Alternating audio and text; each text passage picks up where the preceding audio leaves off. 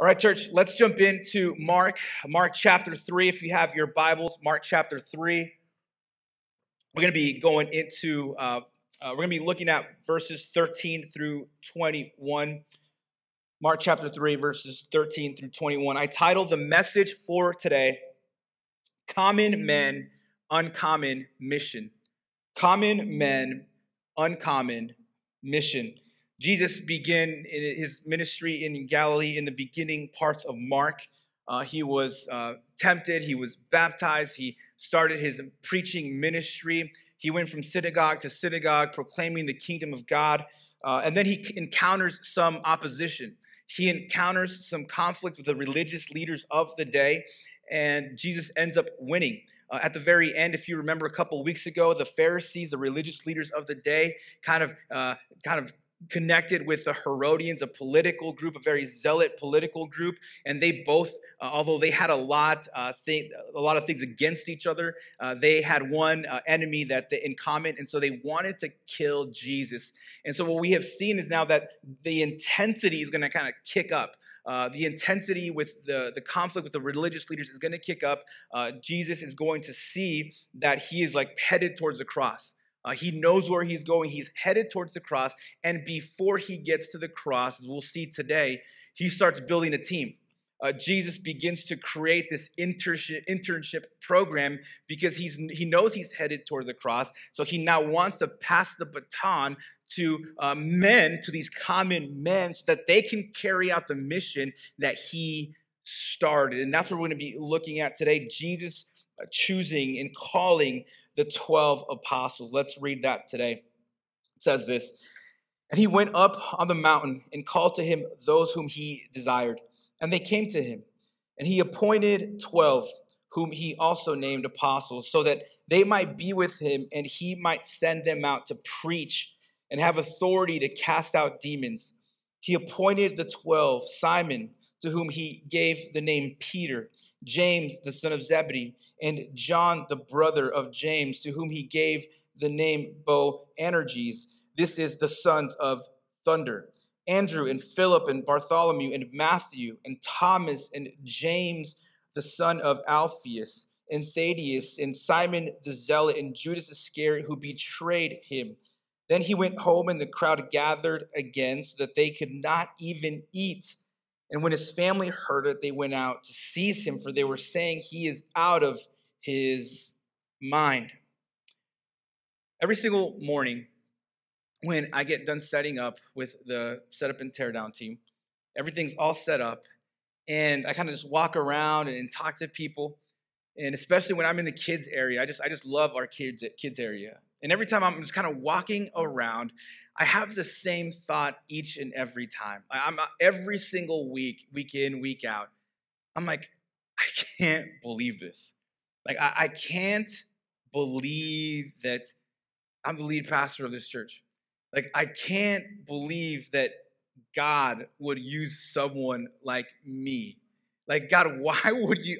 You could have picked so many other people who were a lot smarter, who had more ministry experience, who had all of this stuff. They weren't better looking, okay? God couldn't have picked someone better looking than me. I'll just say that. But God, like, why me? Like seriously? Like, you could have picked all these other people, but you chose this dude, this broken, messed up sinner. Like, God, I feel seriously just unworthy. And I'm not kidding you. Every single Sunday, I'm like, I can't believe it. I get to do this. Like, you chose me. Like, this is crazy, God. And maybe some of you guys kind of feel like me at times. You're like, God, like, you're using me to impact people. Like, why did you choose me, God? Despite my failures, you're using me. Despite my sinfulness and my brokenness, you still use me, God. Maybe you feel like that at times. As God leads you and as God guides you and as God uses you for maximum kingdom impact. And maybe there's some of you guys, and I've been there before as well, where like, God, you can't use me. God, you can't pick me on your team. God, you can't use me. Do you know how messed up I am? God, I'm so average. I'm so basic. I'm so imperfect. Why would you even want to use me? Do you know all the stuff that is in my heart and is in my mind? Yes, he does. And he still wants to use you. God, I make so many mistakes. Like, why would you want to use me? I'm nothing special. I'm so average. I'm always the odd one in the group. Like, why, God? I feel unworthy. Like, how can you call me to serve you? You just can't. Like, you can't use someone like me. But here's my goal for today. I have two goals for today. If you have that mentality that God can't use you and that God will never use you because of how imperfect and messed up and broken you are, I just want to tell you this. I have two goals for you today.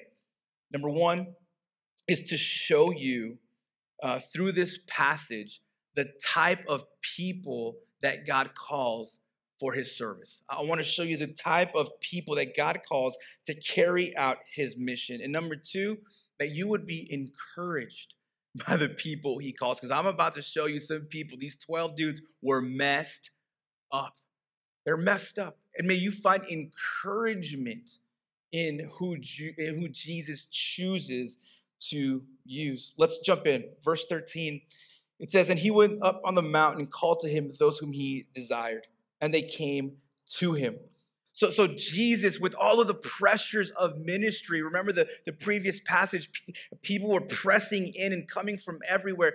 Jesus was busy. He was doing ministry. And what does Jesus do when he was faced with the pressures of ministry? The text tells us that he went on to a mountain to pray. That Jesus goes to the mountain to pray and gets away from all the pressures of ministry, to spend time with the Father, to spend time with God. And I just want to give you a quick side note today, that when we are faced with the pressures of life, the pressures of ministry, the pressures of work, the pressures of being a parent, the pressure, man, we have to get away and be with God. You see, if we don't take time to get away, we're going to waste away. If we don't take time to get away from the pressures of life and be with God, we're going to waste away. We're going to burn out. We're going to get tired, and we just need that rejuvenation and refueling from God. And that's what Jesus does. And in the parallel account in Luke chapter 6, Luke actually tells us that Jesus was praying all night, that Jesus prayed on this mountain all night. And I don't think Jesus was praying to see what disciples he was going to choose. Jesus already knew what disciples he was going to choose. I think he started praying for the disciples. He knew that he was about to pick the 12. It's a big decision, and he is praying for these 12 guys, these 12 apostles that he's going to choose, because the road ahead of them is going to be a difficult road. Whenever Jesus calls us into discipleship, which is every believer, it's a difficult road. It's one of sacrifice. It's one of giving of our lives. And so Jesus goes on the mountain to pray. And then Mark tells us is that Jesus called to him those whom he desired. At this point, it's not the 12. Let me kind of give you a picture. Jesus is on the mountain. He calls all of these people that have been following him. So the 12 are included in that. So he calls more than 12 people to follow him, but he's going to choose the 12 out of this big group. Verse 14, and he appointed 12, whom he also named apostles, so that they might be with him, and he might send them out to preach and have authority to cast out demons. 12. Have you ever wondered, why did Jesus choose 12? Why not 10? Why not 8? Why not 7? Why not, 6? Why did he choose 12? Well, the number 12 was very symbolic, actually. The number 12 represented and was symbolic for the 12 tribes of Israel in the Old Testament. The 12 tribes of Israel deserted God, and they abandoned God. And so in choosing 12 new apostles, what Jesus is really saying is that, hey, I am choosing new leaders for God's people. I am choosing a new foundation for God's people, for a new covenant type of people who will believe in the gospel. And so the 12 apostles are the foundation of the church. The word apostle means messenger, ambassador, a delegate, or an official representative. Now, I want to just take a really brief moment And I want to answer this question. I want to ask you this question too. Are there modern day apostles today? I really think that that word gets thrown around a lot in many circles and in many denominations and in Christianity. Like when you hear of a person who has the title of apostle, like what does that mean? How much authority do they have? Where do they get this authority? Are there modern day apostles today? And the answer is yes and no. So there's both, all right? There's both. You see, like I said, I think the term has a lot of confusion, and it's really unhelpful, I think, at times. So I just want to clarify it for just a second. There's the word apostle in the Bible refers to two things. In a narrow sense, it refers to the office of apostle. That's what that means. It refers to the 12. That's what the word means, the office of apostle. It refers to the 12 that Jesus chose. And obviously, when Judas hung himself, they replaced him. And so it includes him as well. But it refers to the office of apostle. So if when we use the word apostle to refers to one of the 12, capital A apostle, no, there are no more apostles in today's world, in the modern day. Why? Because biblically, the qualification for an apostle were these two things. Number one, you have to have seen Jesus Christ resurrected. Like you have to have been someone who witnessed and saw Jesus Christ with your own eyes. Okay, that's the first qualification. The second qualification is that Jesus had to have commissioned you and called you. So no, there are no apostles today when it comes to the office of apostle. Why? I don't know anybody who has seen Jesus, and I don't know anybody who's been called specifically by Jesus. So in the narrow sense of the word, no, there are no modern day apostles. But the word apostle could also mean in a broader sense, like I mentioned earlier, messenger. And it's used 3 times. For example, in Philippians chapter 2, 2 Corinthians chapter 8, and John 13, in a general sense of the word, it's a messenger, right? So a missionary could be an apostle. He's a messenger. Or a church planter could be an apostle. He's a messenger. So in the general and broad sense of the word, yes, there are apostles today, but they're simply messengers. They don't have the authority of giving us new revelation. You see the apostles, the 12 apostles, a lot of the New Testament comes from them. They were used by God. God revealed to them the words of Scripture, and they had that type of authority.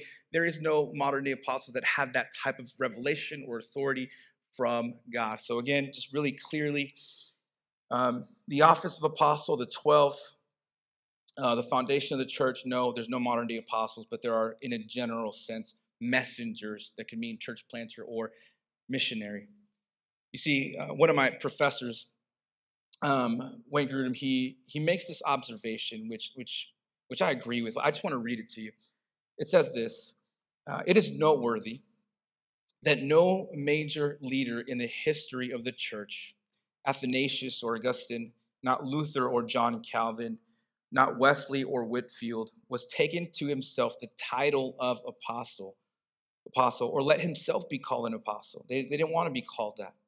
If any in the modern times wants to take the title apostle to themselves, they immediately raise suspicion that they may be motivated by inappropriate pride and desire for self-exaltation, along with excessive ambition and a desire for much authority in the church that any one person should rightfully have. Paul himself said that he is the least of the apostles, unfit to be called an apostle. So what he's really saying here is like, these modern day apostles, like, why do you want that title of apostle? Like Paul himself was like, I'm so unfit to be an apostle. And so there is major suspicion with that. Not saying that it is true for every single person, but there's very huge suspicion for someone who would label themselves an apostle. And so Jesus says he chooses, Mark tells us that Jesus chooses these 12. And he says that they might be with him.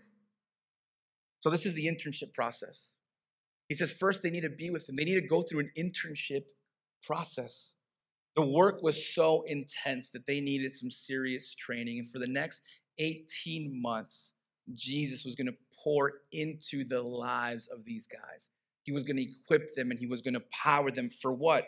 It says here, it says to send them out to preach and to cast out demons. And so when Jesus sends out his apostles to go minister to people, he sends them in his authority. When they preach in his authority. When they cast out demons and heal people, they cast out demons and heal people in his authority. Essentially, they did what Jesus did as well. Now, in verse 16, Mark begins to give us the lineup, right? Like the starting lineup. If you've ever gone to a basketball game or something like that, you have the starting lineup. They call every single basketball player by name and his position and stuff like that. And this is really the starting lineup for Jesus. These are the 12 that he has chosen. If you remember when you were a kid, right? Like when you were a kid and you were playing dodgeball or kickball or some kind of game, do you guys remember picking teams, right? You guys remember picking teams, and you would have two team captains, and you would kind of pick people, and so maybe for some of you guys right now, you're like, I'm having flashbacks of when I was a kid because I always got picked last, and so I'm sorry to bring some of those flashbacks if you got picked last. But that was what you would do when you were a kid. You would kind of just pick people, and who would always get picked first, right? The athletic kids, the fast kids, the taller kids, kids like that. And it was always those unathletic kids that would kind of get picked at the end. And I really believe that if Jesus had to pick, he wouldn't pick the fastest. He wouldn't pick the strongest. He wouldn't pick the tallest. He would pick the kids that no one wanted to pick. He would pick those that are last. And this is what Jesus does. Now, here's the deal. We're not going to go through every single apostle because we just don't have the time for it today. But I do want to recommend a resource to you that if you really want to dig in deep on who these guys were, I want you to jot this down. It's a book called 12 Ordinary Men. 12 Ordinary Men, and it's written by John MacArthur, Pastor John MacArthur. It's honestly going to be a blessing to you if you dig through that book. I'm going to barely scratch the surface on some of these guys, but here are some of the guys and type of guys that Jesus chose for his ministry. First, Peter. Peter was a fisherman, and he was a fisherman along with his brother Andrew. Peter was a type of person who would speak without thinking. He would put his foot in his mouth many times. Peter was very impatient. Peter, when he was in the Garden of Gethsemane with Jesus, he was supposed to be watching out for Jesus as Jesus was praying. And what does he do? He falls asleep. So Peter can't even help Jesus and watch Jesus' back. Peter ended up denying Jesus 3 times. Hey, aren't you a follower of Christ? I don't know who that is. Hey, don't you know Jesus? I don't know who that is. Hey, have you been with Jesus? I don't know who that is. And he denied Jesus 3 times. Later on, though, Peter became the spokesman for the rest of the 12. He became the leader of the 12. On Pentecost Sunday, about 50 days after Jesus' crucifixion, he preached a bold sermon where 3,000 people were saved. Peter wrote 1st and 2nd Peter, and Peter was crucified upside down because he thought of himself unworthy to even be crucified like Christ. John was more concerned. He was also a fisherman. John was more concerned about his rank within the 12. John wanted to be first. John wanted to be on top. If you look at John's life, he has some really bad behavior. He was narrow-minded. He was stubborn. And he was very reckless, volatile. He was aggressive. That's who John was. What's interesting, though, is that John ended up writing the Gospel of John and the 3 epistles, 1st, 2nd, and 3rd John. John, although he was reckless, aggressive, volatile, narrow-minded, did you know that he wrote more about love than anybody else in the New Testament? That John wrote about the importance of love, of Christ's love for us and our love for Christ and our love for each other. John became the pastor of the church in Ephesus.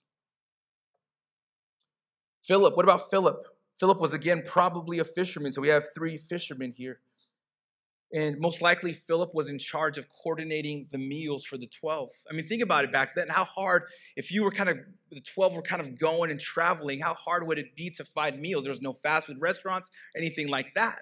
And so Philip was in charge of coordinating these meals. And that's why I think when Jesus fed the 5,000, who does he look at? He looks at Philip. How are we going to feed these guys? How are we going to feed 5,000 people? And so Philip had this, he struggled with faith. He had a lack of faith.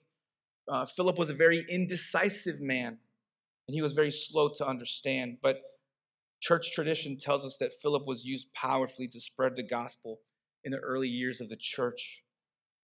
And he actually became one of the first apostles to suffer martyrdom by stoning. Bartholomew, what about Bartholomew? Bartholomew, if you take a look at his life, he was actually very prejudiced. He struggled with prejudice. He was a prejudiced person, especially against the people of Nazareth. But as early church shows us, he ministered and he preached the gospel in Persia and India. Matthew was a tax collector. He was very wealthy. He was a thief and a traitor. He was greedy. He focused on getting rich. But God used him to write the gospel of Matthew and to preach the gospel in Israel to the Jewish people. And the earliest traditions indicate that he was burned at the stake for the cause of Christ. What about James, son of Alphaeus? The only thing we really know about James is really his name. They call him James the Less or James the Little, probably because he was very short or because he was younger than the other James, James the son of Zebedee. But there is great evidence that James the Less took the gospel to Syria and to Persia. And some say he was stoned, others say he was beaten to death, and others say he was crucified, but again, he was martyred for the sake of Christ. So, Jesus can use short people, okay? If you're short, Jesus uses short people, all right? James the Less. What about Thaddeus? Thaddeus actually had 3 names. He had 3 names. His real name was Judas, but he didn't want to be called Judas because of you-know-who, right? Judas Iscariot. But one of his names means heart, and the other of his name means breast child. In other words, mama's boy in modern day language. So even God uses mama's boys for his kingdom. He took the gospel to the ends of what is now known modern day Turkey. He was a person who had a tender heart. So God can use anybody. Just think about all these types of guys. What they did, who they were, their failures. Verse 20 says that when he came home, Jesus and the disciples and the crowd gathered again. It says so that they could not even eat. So after Jesus chooses these 12 guys out of this huge group, they go back home and they continue to minister. They continue to minister to the point that they can't even get a bite to eat. Now, church, what does this mean then for you and I? What type of people does Jesus call? And for the sake of time, I'm truly going to go through this kind of quick. Number 1, he calls common people. Common people. Jesus uses common people. Think about these. These guys were fishermen, tax collector, normal people. Jesus didn't go into the religious institutions of the day. He didn't go into the seminaries or the Bible college. Jesus didn't go find the Sadducees or the Pharisees. No, he didn't go to those places. He chose common people, regular people. A lot of times when we look at the apostles or we look at biblical figures, we kind of think of them as superheroes, but they're not. They were ordinary people like you and I. They were common people. They were regular people like you and I. And so Jesus uses common people. Jesus didn't go to the elite. I really believe that if Jesus were here today, he wouldn't go to the seminaries. He wouldn't go to the Bible college. He would go to just the regular places and choose people and to choose the people that no one would ever choose.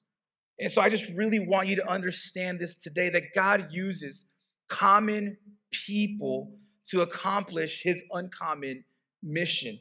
God uses ordinary people to do extraordinary things. God uses the unqualified, the uneducated, and the unlikely to do the unexpected. Jesus uses common people like you and I.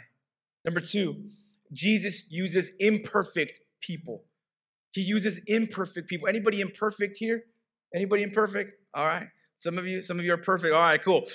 He uses imperfect people. Imperfect people. I mean, think about all of the things all of the negative aspects of the 12's lives. I mean, some were stubborn and aggressive and volatile.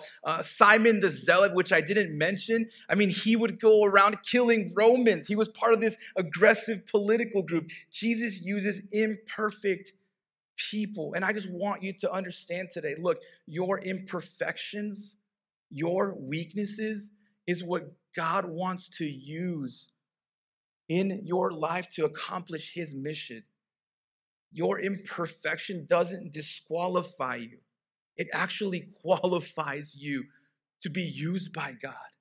So yeah, you might have some problems, some sin, some brokenness. You might not do things right. It's okay. Neither did the 12. If Jesus was looking for perfect people, no one could ever do ministry. No one could ever be called by God. He uses imperfect people. And number three, this one's huge. Jesus uses available people. Jesus uses available people. Think about it. When he chose the 12, they go back to his house and they can't even eat because of the ministry that they're doing. He chooses people that are available. The 12 were available to be used by God. The question is, are you available? I know you're common. I know you're imperfect. Are you available? I've always said it, and I'll continue to say it again. If the enemy can't make you bad, he'll make you busy. If the enemy can't make you bad, he'll make you busy. Worried about the things of the world. Worried about the things that kind of distract us. Our schedules are packed. Is your schedule available to be used by God? Is your heart available to be used by God? Is your mind available and free to be used by God? These guys didn't even have time to eat. Man, serving people is tough. It takes a lot of work. And I just want to speak specifically to the dream team today. Those of you that serve each and every week, thank you. Thank you. Thank you for serving. Thank you for being available. I see your hard work. Some of you come in at 7 o'clock. I see when you are setting up and tearing down, when you're sweating. I see all of that stuff. I see the energy and the time that goes into you serving God. So thank you. Continue to push forward because what you do matters. What you do is making a difference in the lives of people. Thank you for your availability. Church, I want to leave you with one last thing today. And it's this. Jesus, he could have accomplished his mission any way he wanted to. Think about that. Any way he wanted to. He could have easily said, you know what? These people are saved and I'm gonna use whoever, whatever to accomplish my mission. With just a snap of a finger, Jesus could have been like, mission accomplished. He could have done that. But he didn't. He decided to use imperfect people to accomplish his mission. Think about that. He could have easily done it himself. He doesn't need our help. But he decided to use common and imperfect people for his mission. The most important mission in all of history. He entrusted it to fallible men and women. You see, when Jesus said, hey, go and make disciples of all nations, when Jesus called the disciples to go and preach the gospel and to go on this mission, when Jesus called you when you gave your life to Christ to go on this mission, he didn't say, hey, you know what? And if it doesn't work out, don't worry.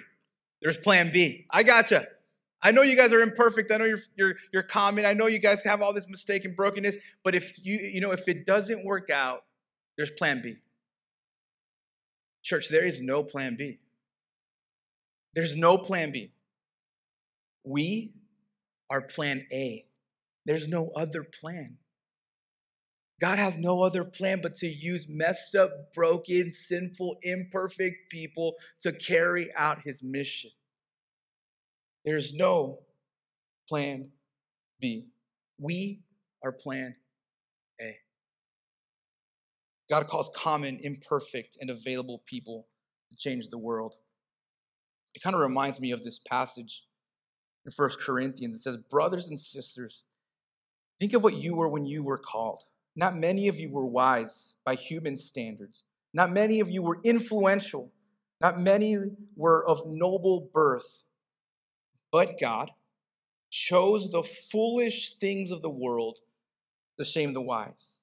God chose the weak things of the world to shame the strong. God chooses the weak and the foolish people to shame the strong and the wise. God chooses people like you and me. And isn't that true with the cross as well? Isn't that true? That for many people, when they think of the cross, it's foolish. It's foolish for many people. For many, the cross is a symbol of weakness and foolishness. But for us, the cross, it's a symbol of God's wisdom. It's a symbol of God's power. It's a symbol of God's hope and joy and covenant-keeping promises. God uses the weak, the foolish, and the simple for his glory and for his purpose, including us. And most importantly, the work that Jesus Christ did on the cross.